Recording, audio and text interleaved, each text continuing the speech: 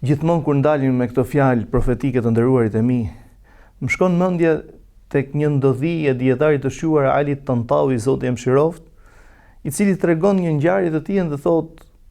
teksa isha në sallën e konferencave me studentët e mi të shumt, dhe u drejtohem, thot studentëve dhe u them,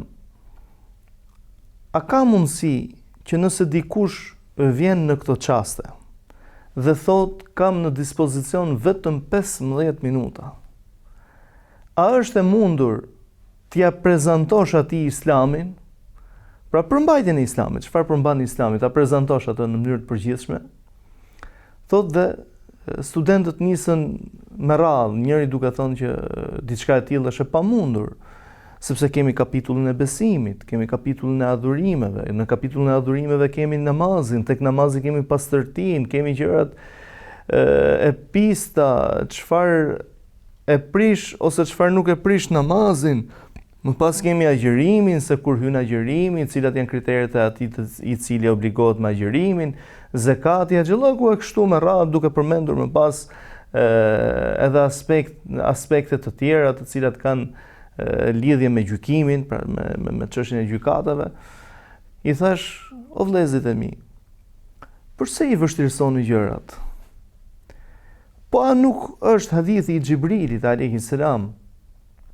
gjithë përfshirës dhe prezantues i Islamit, të cilin ne kemi trajtuar më parë, pra ku ai Xhibrili alayhis salam shkon në formën njerëzore dhe e pyet profetin alayhis salam se çfarë është Islami, çfarë përfaqëson Islami, çfarë është imani, çfarë përfaqëson besimi, çfarë është ihsani, pra përkushtimi në adhurim dhe kryerja e atij adhurimi, domethënë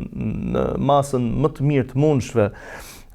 Kur do të bëhet kiameti, gjëra të kësaj natyre, a nuk e pyeti gjithçka që kishte lidhje me prezantimin e Islamit? I tham patjetër që po. Tha, e gjitha kjo ngjarje, e gjitha kjo ndodhi, ky hadith i profetit alayhis salam që është gjithë përfshirës ndër hadithet bazë të fesë tonë islame, që e ka konsideruar domethënë Imam Abu Daudi apo Imam Ahmedi dhe të tjerë dietar, një ndër 4 hadithet mbi të cilat mbështetet Islami, pra që është si një shtyllë për njohuritë dhe dituritë islame. A nuk është domethënë ky hadith në këtë lloj minutazhi, pra në një 15 minutash po themi? I thanë, shiko, me patjetër, por rasti konkret ishte rasti i profetit, atëherë përse i vështirësoni gjërat?